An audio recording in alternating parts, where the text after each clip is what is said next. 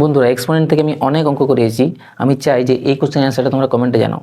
এটাতে কোনো short trick নেই, এটা জাস্ট এক্সপোনেন্টের কিছু বেসিক রুল আছে যেগুলো ফলো করলে আমরা এই কোশ্চেনের উত্তর করতে পারবো। তো যারা যারা এই কোশ্চেনের উত্তরটা অলরেডি কমেন্টে করে দিয়েছো তাদের জন্য ঠিক আছে, আর যারা পারোনি তারা অ্যান্সারটা দেখো কীভাবে করবো। তো 18 to the power x minus 9 to the power x by 9 to the power x is equal to 1। তাহলে আমি 18টাকে 2 into 9 আকারে ভাঙবো। 2 into 9 whole to the power x minus 9 to the power x by 9 to the power x minus equal to 1। তাহলে এখান থেকে আমি 9 to the power x আমি লিখতে পারি 2 to the power x into 9 to the power x minus minus 9 to the power x by 9 to the power x equal to 1।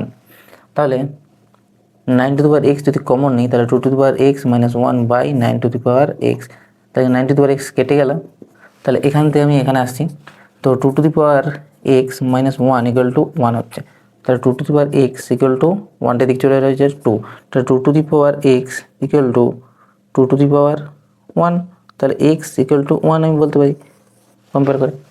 বোঝা গেছে?